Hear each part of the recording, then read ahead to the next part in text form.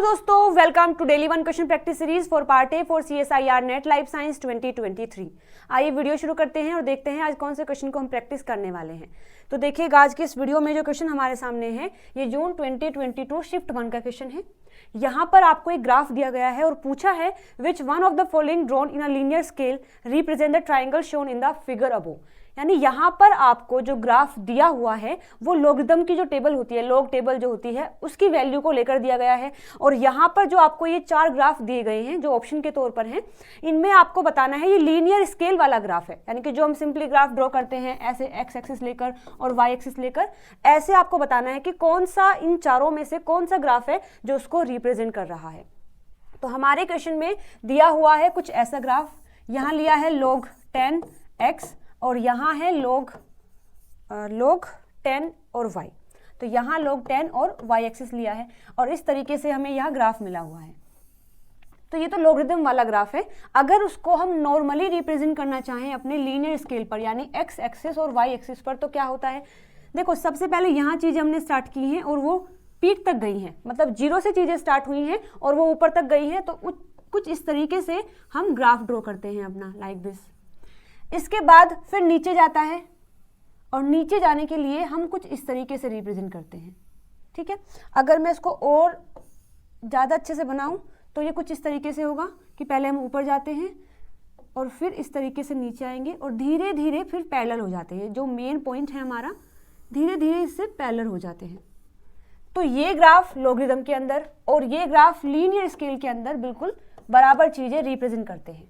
तो बस ये क्वेश्चन था हमारा। देखो बिल्कुल ऐसे ही दिया हुआ है कि ये दिया है आपको और कंपेयर करके बताना है कि चारों में से कौन सा ग्राफ इस चीज़ को रिप्रेजेंट कर रहा है। तो ये जो हमारा ग्राफ है यानी जो फर्स्ट ऑप्शन है उसमें ही जो ग्राफ दिया हुआ है वो हमारा सही आंसर हो जाएगा।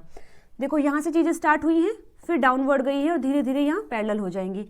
इसमें भी ऊपर गया है लेकिन नीचे आते वक्त वो यहाँ बल्ज हुआ है, यानी कि ऊपर उठा है, जबकि ऊपर नहीं उठता है, थोड़ा नीचे होके तब जाता है ऐसे। यहाँ आपको सेम ऐसे ट्रायंगल ही दे दिया है तो ये तो गलत हो जाएगा। सेम यहाँ पर भी ये गड़बड़ की गई है कि ऐसे इसको उठा दिया है, ऐसे उठा हो नहीं होता है, जबकि थोड़ा ऐसे जाता है इस तरीके से ऐसे। ठीक है, तो हमारा सही आंसर हो जाएगा द फर्स्ट ऑप्शन। कितना आसान सा इक्वेशन आया हुआ है और अभी लास्ट टर्म वाला ही है, यानी जून 2022 शिफ्ट 1 का ही क्वेश्चन है। ये भी सेम जून 2022 शिफ्ट 1 का क्वेश्चन दिया है, प्रोबेबिलिटी से क्वेश्चन आया हुआ है। अ box contain 4 Jersey with the players name printed. The 4 players pick up a jersey each at random. The total number of players wearing their own jersey cannot be. यानी देखो question में क्या कहा है आपको कि एक बॉक्स के अंदर 4 जर्सी हैं और ये जो 4 जर्सी हैं उन सभी पर प्लेयर्स के नाम भी लिखे हुए हैं। तो मैंने माना कि एक जर्सी 1 है, 2, 3 एंड 4। तो जो फर्स्ट जर्सी है उस पर नाम है, मानो ए है, ए नाम का कोई प्लेयर है, उसका नाम फर्स्ट जर्सी पर लिखा हुआ है। बी नाम का कोई प्लेयर है, उस पर बी लिखा है, सी और डी। तो एक बॉक्स के अंदर 4 जर्सी हैं और चारों जर्सी पर उनके प्लेयर्स के नाम लिखे हुए हैं।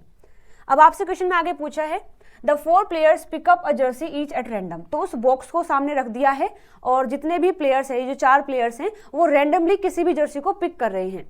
The total number of players wearing their own Jersey can not be. तो क्वेश्चन में लिखा है कि ऐसे कितने प्लेयर्स हैं जो कि अपने नाम की जर्सी नहीं पहन रहे होंगे।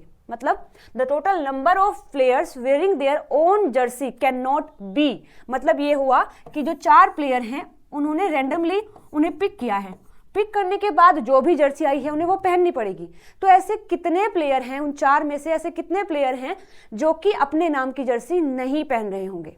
ठीक है, तो ये हमारा क्वेश्चन दिया हुआ है। इसका आंसर हम कैसे फाइंड आउट कर सकते हैं? देखिए जो प्रोबेबिलिटी होती है उसका फॉर्मूला है सक्सेसफुल आउटकम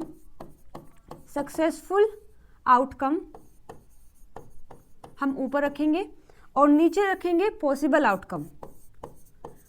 आउटकम हम नीचे रखेंगे। ये प्रोबेबिलिटी का फॉर्मूला होता है। मतलब क्या है इसका, जैसे देखो हमारे पास ये 4 जर्सी हैं तो पॉसिबल आउटकम कितनी है, 4 ही तो होंगी। या तो हमें ए नाम की जर्सी मिलेगी या तो बी, मानो मैं प्लेयर हूं और मैं पिक कर रही हूं बॉक्स से, तो या तो मुझे ए नाम की जर्सी मिलेगी या तो बी या तो सी या तो डी। तो केवल 4 ही तो आउटकम मुझे मिल सकती हैं, 4 ही तो पॉसिबल है। ऐसा तो नहीं कि मैं ई नाम की जर्सी भी उठा लूंगी, हालांकि ई यहाँ पर है ही नहीं। इसीलिए जो पॉसिबल आउटकम है वो कितने हैं, 4 हैं। तो पॉसिबल आउटकम कितने हैं, यहाँ पर 4 हैं। अब सक्सेसफुल आउटकम का मतलब क्या है, जो मैं चाहती हूँ, माना मेरा नाम ए से है, मतलब मेरी जो जर्सी है वो ये है, तो मैं चाहती हूँ कि जो मैं जर्सी पिक करूँ वो ये वाली हो, तो मेरे लिए सक्सेसफुल आउटकम क्या होगा, 1। इन चारों में से केवल बस मैं ये चाहती हूँ कि मेरी जर्सी ये हो और मुझे ये ही मिले, तो यहाँ पर मेरे लिए सक्सेसफुल आउटकम कितना है, 1। तो मतलब मेरे लिए जो प्रोबेबिलिटी है कि मैं मेरे नाम की ही जर्सी पिक करूं और मेरे नाम की ही जर्सी पहनूं, उसकी प्रोबेबिलिटी 1/4 है, 1/4 है, ठीक है। तो यहां पर ऐसी कितनी प्रोबेबिलिटी है कि मैं मेरे नाम की जर्सी नहीं पहनूंगी, वो कितना है, वो 3/4 हो जाएगा, वो 3/4 हो जाएगा। टोटल आउटकम कितनी है, 4। मेरी डिजायर्ड कितनी, मतलब जो डिजायर आउटकम है वो है 1। तो अब मेरी डिजायर नहीं है, वो आउटकम कितनी होगी, 3/4। या फिर आप इसको ऐसे भी निकाल सकते हैं कि जो टोटल प्रोबेबिलिटी होती है वो 1 होती है। अब टोटल प्रोबेबिलिटी 1 है, उसमें से मेरी डिजायर्ड कितनी है, 1/4 है। जब आप इसको सोल्व करेंगे तो ये 3/4 आएगा। तो 3/4 का मतलब क्या है, 3/4 का मतलब है ये वो प्रोबेबिलिटी है जिसमें मैं मेरे नाम की जर्सी नहीं पहन रही होंगी।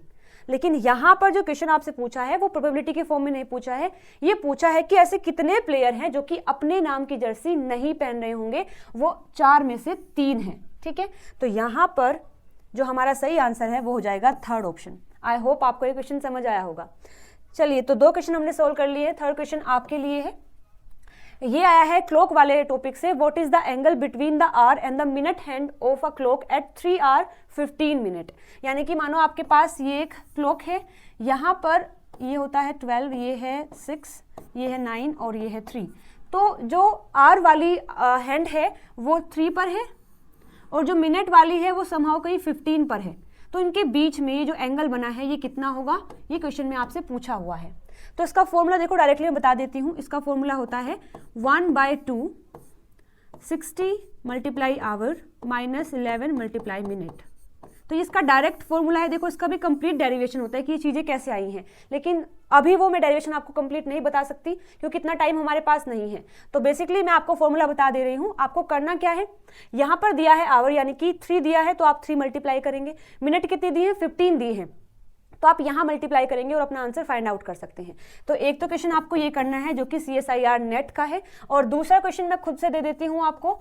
सेम आपको एंगल बताना है जब टाइम हो जाए 2:30, मतलब जो आर वाली हैंड है वो 2 पर है और मिनट वाली जो हैंड है वो 30 पर है, तो इनके बीच में एंगल कितना होगा, ये आपके लिए सेकंड क्वेश्चन है।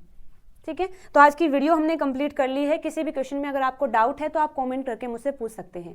मिलते हैं अगली वीडियो में नए क्वेश्चन के साथ में। Till then bye bye, take care.